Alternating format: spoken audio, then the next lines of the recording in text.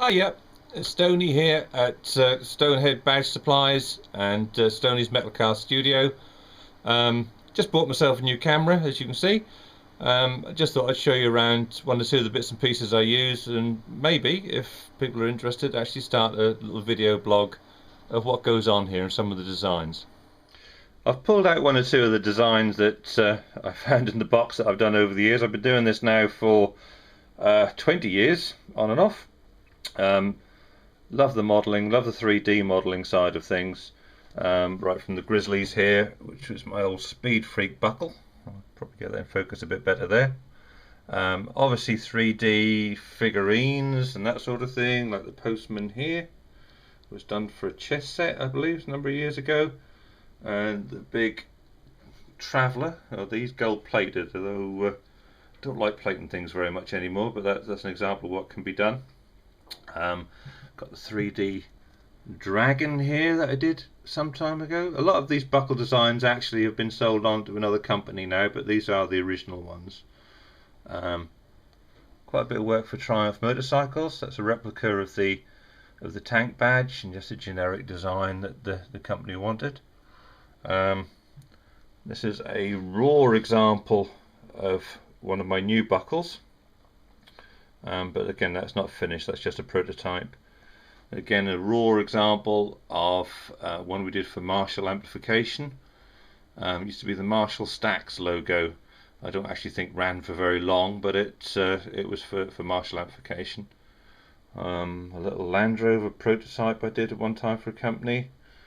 This one's a medallion I did for Fox Kids. It was a tournament they were doing. Obviously, look by the date there, 2002. A football tournament, and they had the names of everybody put on the back, I believe. Yes, on there. It's quite a big one for a medal, actually. Here's the old favourite, the Doctor Who Cyberman. Nice big 3D buckle, that one. We used to colour that up with a blue resin background in there. But he's a bit of a heavy beastie. And he's got on the back there, still got, I think they used to be called cybermats on the back, funny little creatures. That was a number of years ago we did that.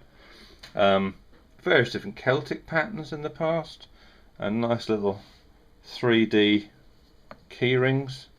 This is one I did for a local town around here, a local village around Hickling, with a little scene in there of the Broads, Norfolk Broads, and details on the back.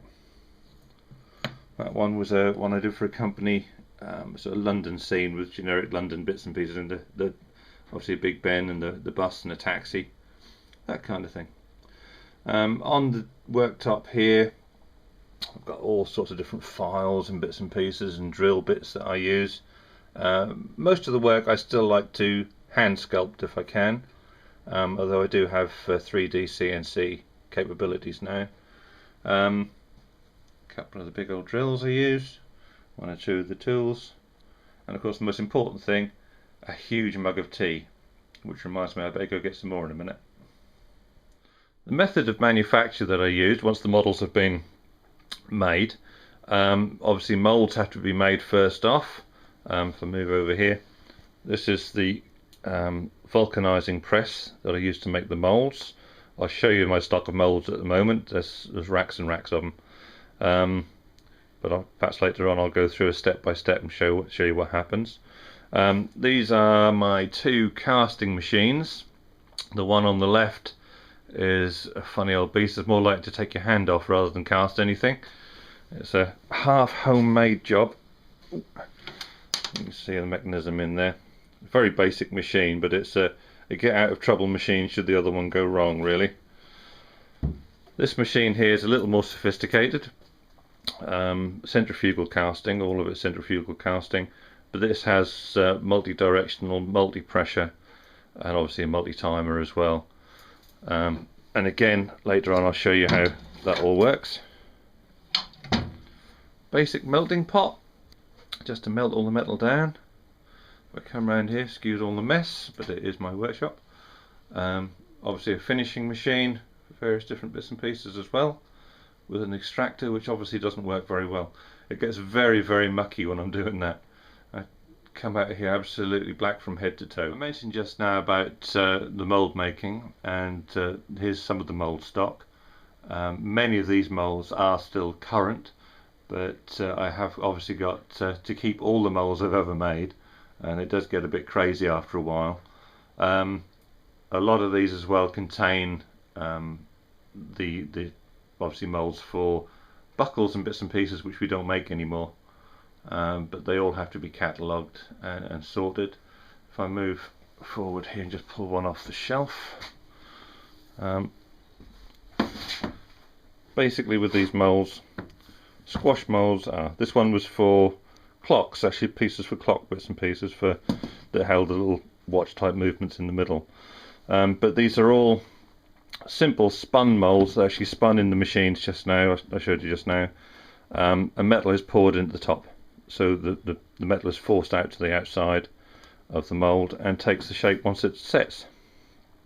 There's some more moulds through here.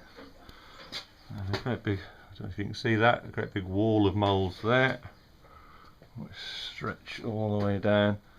Many of these obviously are for specific clients over the years, but as you can see, we get quite a selection, and some of them are very heavy. You can see the depth of this mould here is quite considerable. That would be for figurines and that sort of thing. Can get quite complex, although again they can be quite simple depending on what's in.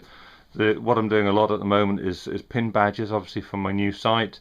And they're quite simple moulds to make. While I'm out here, here's the wonderful dust extractor, which is supposed to take all the dust out from the room next door, which clearly doesn't work very well. It's a project I'm working on at the moment. There's actually a bed frame, metal bed frame for doll's house furniture. Basically we've got the two ends here and a single frame which goes in between, which is then glue assembled in this particular case. Down in this room, it's just a basic computer setup. You can see my wonderful website on there at the minute. I was just modifying. Down through here I've got my nice little desktop scanner and engraver. It does save time and it saves a bit of work, but I still like to do these things by hand. I showed you one of the buckles earlier on that I'm working on, the big skull buckle. Well, this is a scaled down version, not cut out yet. It's going to be a pin badge, I think. At the moment it's rather large for a pin badge, but by the time that's finished that'll be again cast in metal. But this is a great thing for scaling down work that you've already done, really. I'll show you that work in a bit later on maybe. As I showed you the little model next door here in the engraving machine of my new skull buckle, I just thought I'd show you that laid out on the basic engraving software for the outputting. So it's already been, the larger buckle has already been scanned, and I can bring it into software such as this for outputting and scaling down. If I move this, you can perhaps get more of an idea of the three-dimensional element of the design. Of course, once it's also in the digital domain, they can be combined with other elements, perhaps script or another feature, that if I want to combine two shapes into one and that sort of thing. And obviously also modify the scaling of it or change parts about. Very good. I do enjoy the 3D element of it, although I do prefer to sculpt by hand in the first instance. The only downside of using the little engraver that I've got here is that there's no undercut, so therefore I go back in afterwards and put an undercut, perhaps in this instance behind the teeth, because the rubber moulds are very good, and as much as that there's a bit of give in them that you don't get in the steel die cast system, so therefore they'll actually mould around a product, around a shape, to allow this undercut, which I think actually in the pewter casting actually brings things to life. It actually makes it more interesting. Of course, another essential for the workshop is a good sound system actually rigged up to the computer. Oh look, there's my music. That's a strange coincidence. Let's listen.